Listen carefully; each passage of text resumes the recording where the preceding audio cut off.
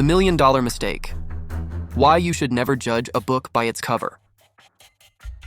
You know, people in this country are obsessed with productivity. If you aren't grinding, you're failing. Or at least, that's what my first boss thought.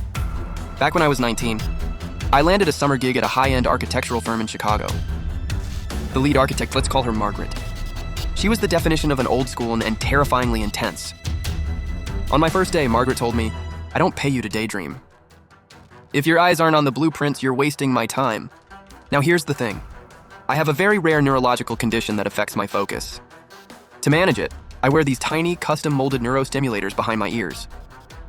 They look exactly like those fancy high-tech earbuds everyone wears these days. One afternoon, Margaret walks into the drafting room and sees me staring out the window. Totally still. She thinks I'm slacking off, listening to a podcast or something. I didn't even hear her come in because I was so deep in thought, visualizing the structural load of a bridge. Suddenly, I felt this violent, white-hot flash of pain. Margaret had reached out and yanked the device right off my head. She thought she was confiscating my music, but she didn't realize those stimulators are literally anchored to a medical port. She didn't just take an earbud.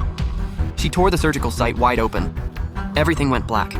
I woke up in the ER with my dad pacing the floor and a lawyer already on the phone. Margaret tried to apologize, said she was just trying to teach me a lesson about work ethic. Well, she learned a much more expensive lesson instead. My settlement was enough to pay for med school. And then some. Next time you see someone slacking or maybe, just maybe, mind your own business.